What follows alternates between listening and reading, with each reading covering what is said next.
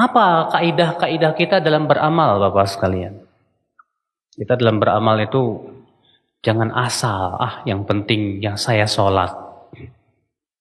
Yang penting saya sedekah. Jangan, Pak. Yang penting saya beramal soleh. Jangan, Pak.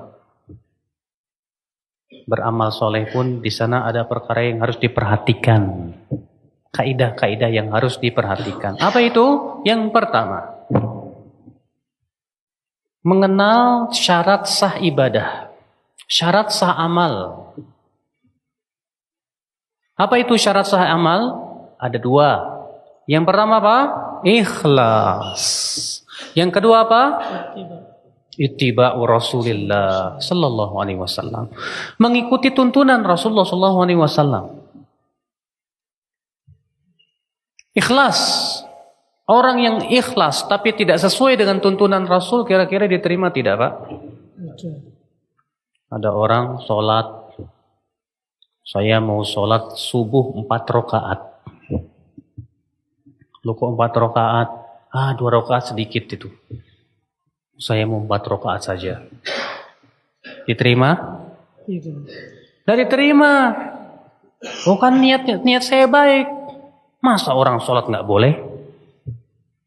Iya, betul. Niatnya bagus, tapi caranya tidak sesuai dengan apa?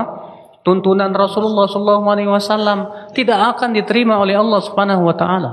Kata Rasulullah, "Man amila amalan laisa alaihi amruna fahuwa raddun." Siapa yang beramal dengan suatu amalan yang tidak ada di atasnya perintah kami, kata Rasulullah, maka amalan itu akan tertolak, Bapak sekalian.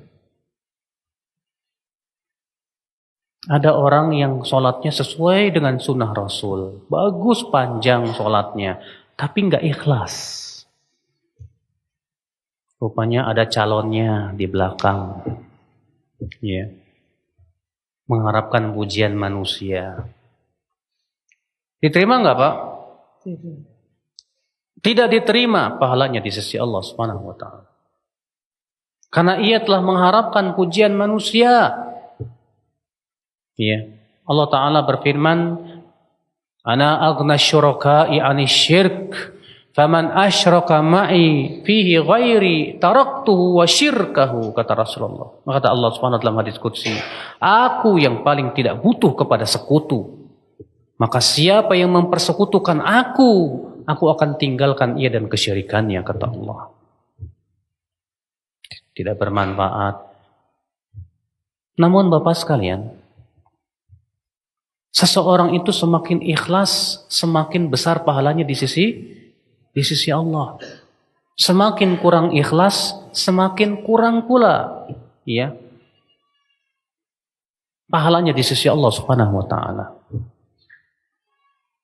Oleh karena itulah Rasulullah SAW bersabda, "Man tasaddaqa bi adli tamratin, idza tasaddaqa ar-rajul bi adli tamratin min kasbin tayyibin, taqabbalallahu bi yaminihi, fayurabbiha kama yurabbi ahadukum faluwahu hatta tasira mithlal jabal."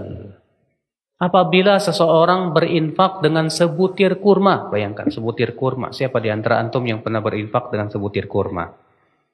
Mungkin fakir miskin pun cuma dikasih sebutir kurma nggak mau, Pak. Iya. Siapa di antara kalian, kata Rasulullah, seseorang yang berinfak dengan sebutir kurma dari usaha yang halal, Allah akan terima dengan tangan kanannya. Lalu Allah kembang biakan sampai menjadi sebesar gunung, Masya Allah. Karena keikhlasan dia mengharapkan wajah Allah Subhanahu wa Ta'ala.